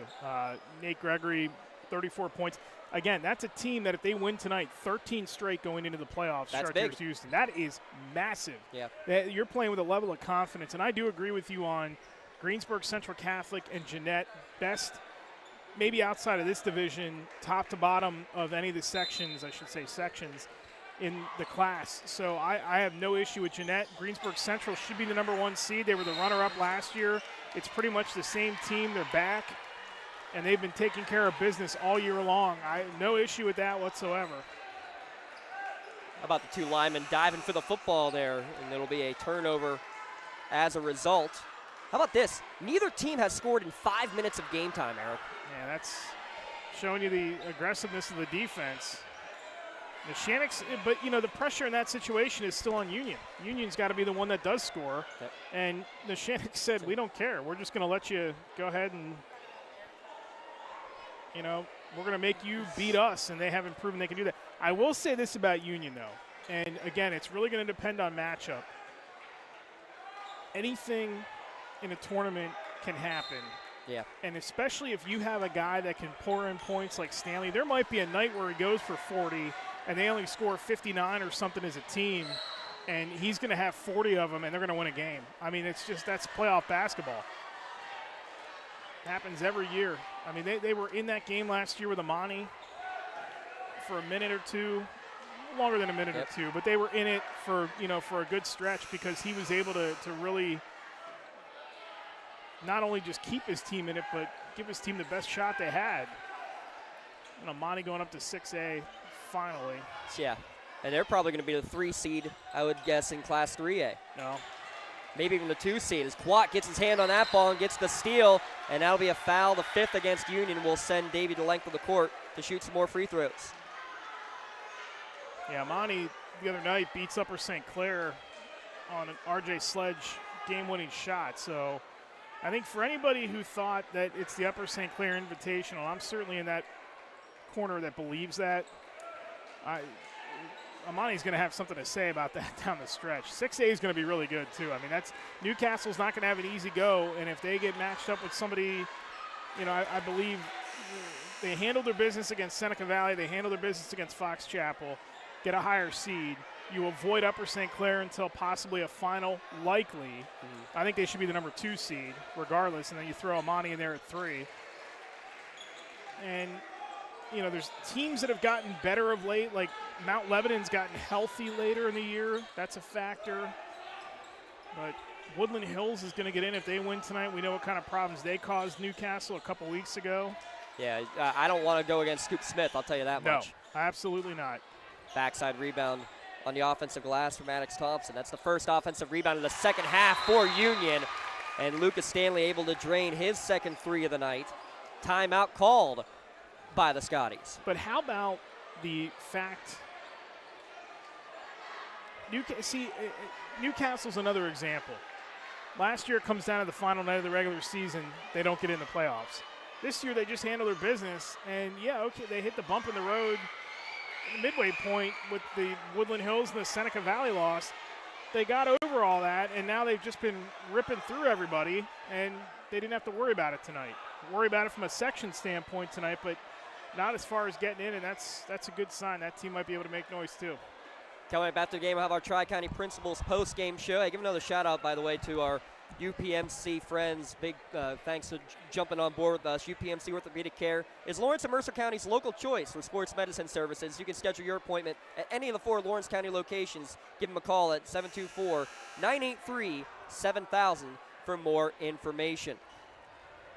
By the way, we had our first ever LCAP co-teams of the month for the month of January, Eric. The competitive spirit squads for Wilmington, only their second year back as a competition cheer team, and they get themselves a District 10 championship, and Neshannock makes it 3 straight titles in the last 4 years. Yeah, move that spirit down to Reading this year, so a different venue than normal, usually Giant Center. Giant Center not available with the Bears in town, so they moved it down to Reading, and congratulations on that's not an easy trip to make. You're going from basically one corner of the state to the other. Good job by the program there. So much good competition down there. Cumberland Valley is a mainstay at the Spirit competition. They have been a powerhouse, and I like seeing cheer and spirit become more prominent in the state. It definitely is a sport. I will argue that till I'm purple. And I'll tell you the other thing that I love too, the fastest growing high school sport in the country, flag football. Yes. And I really like that. I think that's a great addition. Now, if we could just get the insurance worked out in hockey, and that'd be even better. Yeah, that would be cool too. Newcastle has officially put in that they will be a flag football program. I believe that'll begin next spring. Jake Rind able to hit both of his free throws, makes it back to a double-digit advantage for Neshannock. You put so much emphasis on 7-on-7 in the summertime for the high school football teams. Why not make flag football a full-time sport? I like it. Gives other athletes an opportunity that may not play softball or baseball, the spring sports. Landon Eckert just hit that 3. His 45th of the year, but his first of the night, and it comes with 50 seconds remaining. Yeah, and Union shot the ball better than Neshannock here in the fourth quarter. Only one made field goal for Neshannock in the fourth, but they haven't needed it. Now trips to the line. Davey Quat now with 21 points, a chance to extend that. Became the 13th Neshannock Lancer in school history to hit 1,000 career points. And tell you what, if he keeps up at the pace that he is going in terms of the three-pointers, they play about 4 more or 5 more games this year, which you expect to see that in the playoffs, and you get the same number next year, you'll end up getting a new three-point record at Neshannock, taking down Kevin Covert, 207 three-pointers. Potties all over the floor on both ends of the court, and a block out of bounds by Rind. Yeah, it might be a record-setting year in Lawrence County next year. You got Fadden, who's going for the career record at Mohawk. I mean, he may get that by the second week of March for all we know. I think he only needed, like 97? Stanley banks in a 3. He's now got 20. Not out of the woods yet here, folks, as you check out the LCAP instant replay. Yeah, Fadden needed, I think, 97 to pass his uncle. Something like that. I mean, he is within striking range of that all-time record if they make a run. But again, they're in 3A, so if they have to somewhere down the line get past Aliquippa again, they proved on Tuesday night they can hang around for a while. But what did they shoot Aliquippa in that game? 26 of 37 from the floor. That's the best shooting performance I've seen in a high school game, in all honesty, probably since Billy Owens played at Carlisle in the 80s. Yeah, Fadden 43 points away from passing up his uncle and former teacher here at Union, Brian Fadden, I should say. And he's just over 100 points away from becoming the all-time leading scorer, Tim Glass, at 1661. Yeah, I'm just going to tell you right now. That might happen this year. If they get to the state tournament, that's happening.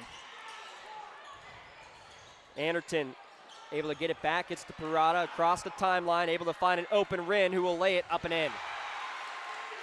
That's going to be a dagger. Good effort by Neshannock tonight on both ends of the floor, and man, did they shoot a lot better in the second half. Stanley, but it's probably going to be too little too late. Union had one timeout left to go. They chose not to use it. Inbounds to Parada. They'll get up to Anderton, and that will be how this one comes to an end. A 48-41 victory. Neshannock, the outright section champs in Section 4, Class 2A. 48-41, your final score. Didn't shoot the ball great in the fourth quarter, didn't have to. Actually, they did shoot the ball pretty well at the very tail end of it, but just a great performance by them. They did not wilt in the face of that zone in the third quarter. They played better against the zone in the third quarter, shot the ball much better, smarter basketball in the second half. They're still a deep team even without Mazzocco and even with Sopko trying to work his way back into basketball shape. This could be a dangerous, dangerous team when that bracket comes out on Monday. They have the pieces and the shooters to make a run if they put it all together. Talk about where they might end up, and we'll break down this one here from the Covelli Fieldhouse. Neshannock wraps up the section title, 48-41 over Union. Tri-County Principals postgame show when we return at lcsportsnet.com. I love what I do because coming in every day is different. How can you not enjoy these kids coming up and hugging you and giving you these great smiles all throughout the day? You guys ready? Seeing the progress that our kids make every single day is one of the reasons I love coming to school. What should we do? We have fun. LCAP Early Learning Centers is hiring. Help empower young minds in Lawrence County and become a superhero today. Apply at lcap.org. Your hip, your knee, your shoulder, whatever has been holding you back, UPMC Orthopedic Care is where you'll find experts to help you get back to a better quality of life. UPMC is pioneering minimally invasive surgeries, and we offer personalized treatment plans and same-day surgery to get you home and moving sooner. It's your ankle, your elbow, your hand, and it's your move. Visit upmc.com/ortho to learn how UPMC can help. For 20 years, Melee Chiropractic has treated athletes of all ages to help them get safely back to the top of their game. Melee Chiropractic has 3 full-time doctors in their office, and all 3 are former area athletes who have had to battle injuries throughout their careers. They want to help you get safely back on your feet. But more importantly, help stop the injuries before they happen. Prehab before you rehab. Attention all high school student athletes. During your sports season, a $30 visit to the Melee Chiropractic office includes an adjustment and/or all therapy is necessary. From the athletes of tomorrow to the weekend warriors and everything in between. Let Melee Chiropractic keep you in the game. Looking for a unique way to expand your business? Advertise on the Lawrence County SportsNet and be seen by thousands of viewers in the area and around the country on over 100 broadcasts each year. Visit lcsportsnet.com and click Advertise with LCSN. When it comes to shopping for insurance, there are thousands of options out there. MVP Insurance proactively shops and compares your policies to find the best coverage and rate. Josh Mathur and David Verratti want to provide you with the level of personalized service that you know that you are the MVP of their agency. They simplify insurance so you can live stress-free. Visit one of the locations in Xenia Leopold or in New Springfield, Ohio. Call MVP for the win. Proud sponsor of the MVP of the game on the Lawrence County SportsNet. Cold winds blowing, temperatures dropping, and snow is beginning to fall. And then your furnace goes out. LCAP's LIHEAP Crisis Program is here to help. If your furnace is blowing cold air, not turning on, or not reaching the desired temperature, help is right around the corner, whether it needs fixed or replaced. For information, call the Department of Healthy Homes at 724-656-0090. LCAP's Healthy Home programs are the key to safer living. At Medore Bonner Law, we're more than just attorneys. We're your community partners. With a combined experience that spans decades, attorneys Jason Medore, Michael Bonner, and Greg Rossatelli are your trusted advisors for all legal matters. From personal injury to estate planning, business law to family disputes, we are here to guide you through every step of the legal process. Our full-service, community-based approach ensures that you're not just a client, but a valued member of our family. Give us a call or visit us online at MedoreBonnerLaw.com for more information. Thank you for calling AXE. Where can we take you today? To work, to the store, to Grandma's house. AXE can get you there, but it's much more than a ride. It's a joyride. I'm helping people. I'm getting them out of their house. I'm taking them to their doctors, to the grocery store. They say I'm entertaining. Okay, we laugh, we joke, we sing, we tell stories. They're like family to us. Even if it's the same day, to schedule your joyride, call AXE today. Tri-County Principals postgame show on the Lawrence County SportsNet powered by LCAP as Neshannock clinches the section crown with a 48-41 victory here tonight over the Union Scotties. I'm James Dotson, Eric Thomas alongside Eric. Neshannock, they grind. Did not shoot well at all in the first half. They got back to basics, ran their offense well in the second half, and, man, the shooting percentage a complete 180 in quarters 3 and 4. Yeah, it really was. And the surprising factor to me was that, not that Union came out in zone, but it was the fact that Neshannock shot better against the zone in the second half. That's because they worked the ball around. They went inside. They took high percentage shots. They went from 9 of 31 in the first half to 9 of 12 in the second half. And they did most of that damage in the third when they went 6 of 7. And that was all within the first 3.5 to 4 minutes. So they shot remarkably better, but it was a different approach. They weren't settling for outside shots. They only finished 3 of 13 from 3 in the second half, and they only attempted 1 3 in the entire second half. So that tells you just how much they wanted to change up their approach to it. And listen, they have shooters. They can make those shots. We know they can. We've seen them do it before.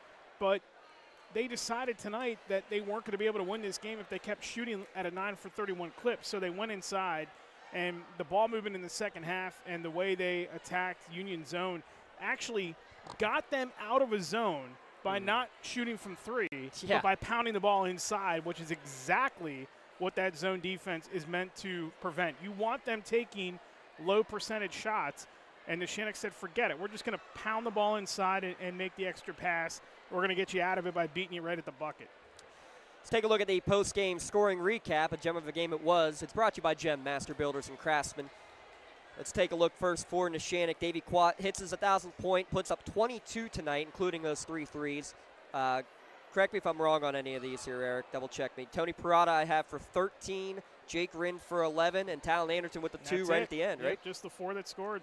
They end up with 9 turnovers. What was the final shooting number in the end? They finished the night 18 of 43. Incredible. And 3 of 13 from three-point land. Yeah, but again, 9 of 12 in the second half. For Union, Lucas Stanley, 23 points, 4 threes, but 3 of them coming in the last 2 minutes of the game. Finally was able to get some shots to fall. Jamel Mitchell finishes with 9. Landon Eckert with the 3 with less than a minute to play. And then 2 each from Maddox Thompson, Aiden Booker, and Jordan Kelly to wrap up the Union scoring. Consistent shooting, and actually not a bad percentage, right? No, 8 of 19 in both halves, 16 of 38 for the game. So that's about what you want is consistency. They just had the flurry a little too late. They did shoot 5 of 13 from three-point territory. Again, not bad, but a little inflated by the fact that they hit those 4 at the end of the game. Rebounding totals unofficially of 27-17 in favor of Neshannock. A 48-41 victory here tonight on the road at the Cavelli Fieldhouse. There's your Gem Master Builders and Craftsmen scoring recap. Building our communities for 70 years. Visit gembuilders.com for more information. Your out-of-town scoreboard, Newcastle has clinched the section championship there in that game with a victory tonight. They're cutting down the nets at the Nika High Fieldhouse. We'll get some great photos of that coming up for sure, as Newcastle defeated North Allegheny 72-52 was the final in that one. Again, if you're just joining us, Laurel was able to clinch a playoff bid with a win over Western Beaver tonight as well. We'll have the rest of the scores from around the county. Keep following us on social media. We get those all posted on X every single night. But those are out-of-town scoreboard brought to you by the Newcastle Transit Authority. Eric, 2 more pieces of information we need to give out. Let's start with the Maley Chiropractic play of the game. Kind of a no-brainer here. You get a career moment. Yeah, you're only a junior, but you've done something that only 12 other players at Neshannock have ever done. Davey Quat hitting 1,000 points here tonight. Yeah, good job by Quat. Got it out of the way early, and outstanding performance by him. I mean, that's what more can you say? He was definitely going to make that happen tonight. I don't think there was any question about that. And, I mean, you look at the last 4 games that he's had, 76 points in the 2 games last weekend, and then he had 22 tonight and 13 the other night, so that's 35. He's over 100 points in 4 games. He's averaging over 25 a clip. That's what you want your best player to be doing as they're going into the playoffs. So he is on a heater right now. And I think if they get a game on Monday night, which I think is big because even though it's going to be after the cutoff, they're still going to play next week, and a lot of teams are not going to play after tonight until Thursday or Friday next week. So that's a long layover. You want him to stay as hot as possible. They'll be back in the gym on Monday night for a game against West Allegheny, and then playoffs. If he stays hot, they can go and do some damage.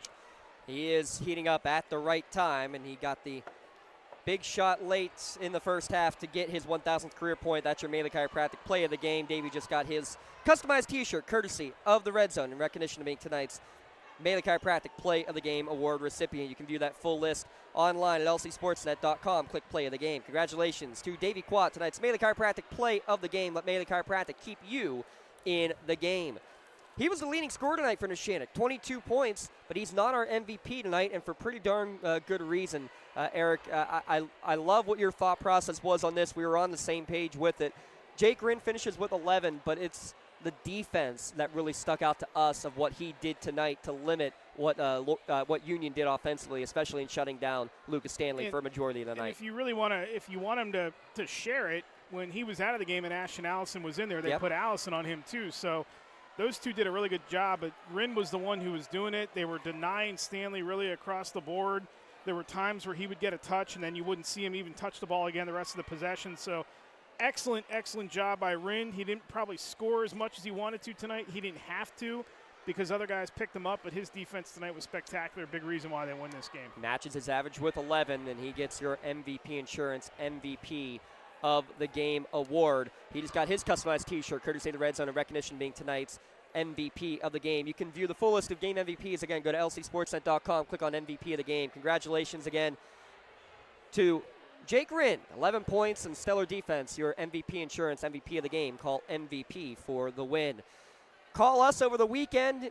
Not sure when it's going to be, maybe Saturday or Sunday. We're going to get a little bracketology podcast coming your way there, Eric. And then brackets come out Monday afternoon. About 2 o'clock is when they will be unveiled. We'll have all of that for you as soon as they are announced. We will get them posted as well. And then the tournament begins as early as Thursday. Don't know if they'll do like prelim games, pigtail games before that or not, but it's just kind of all up in the air with, again, how many teams there are this year in the playoffs. Really don't know what the schedule is going to look like. So stay tuned because we'll be finding out when you do. Yeah, and it looks like it's going to be a quick turnaround, too. They're not going to utilize Saturday, at least that we know of. We don't think anyway, unless there's a weather issue or whatever. Yeah. But we just don't know yet. So, I mean, the smart thing to do would be your prelims, and then whoever plays on Thursday would play Saturday. But looks like Saturday might not happen, and they'll just go Thursday, Friday, quick turnaround, Monday, Tuesday then. Got to say this real quick before we sign off. Just realized we have 3 1,000-point scoring Stanleys that are in the house tonight and 3 1,000-point Quats that are in the house here tonight between Mark, Matt, and Lucas Stanley, and Bob, David, and Davey Quat all in the house tonight. That's pretty cool. I'm not sure we've ever had that. Both teams having 3 family members, all 1,000-point scorers in the house at the same time. But yeah, stay tuned. We'll have those podcasts coming up over the weekend, and then on Monday or Tuesday night with a full breakdown of the WPIAL playoffs. Remember, one last week of games coming up in District 10. Can't say stay tuned because we don't know what games we'll be able to cover yet, but keep tabs and we will get all of that information coming to you in the next few days. Eric Thomas, real quick, a final thought here from the Covelli Fieldhouse tonight. Yeah, I think both teams played a good game tonight. I think that both get a lot out of this, getting a tight game against a rival last night of the regular season, for that counts anyway, and it was a tough, hard-fought game, which you want to see. Neshannock's got things working in their favor right now with Quat being hot right now, and they're playing probably their best basketball this season. Union's going to have to find a second consistent scorer and be a little bit more aggressive. If your last name isn't Stanley and you're on the floor, you got to be a little bit more aggressive if you're Union, because they're going to need that push from somebody else to take pressure off him once they get in the tournament. 48-41 your final score, Neshannock over Union. Big shout-out, Jalen Peace running the cameras with with Rob Nattel, Ash Pistache, and Michael Greco on the production side of things tonight. For Eric Thomas and the entire crew, I'm James Dotson saying so long. Stay tuned. Playoffs coming up next on the Lawrence County SportsNet, powered by LCAP. At your final score one last time, Neshannock clinches the section, 48-40.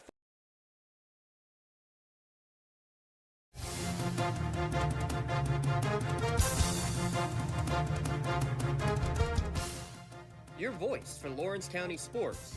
The gold ball headed home to Newcastle. This is the Lawrence County SportsNet.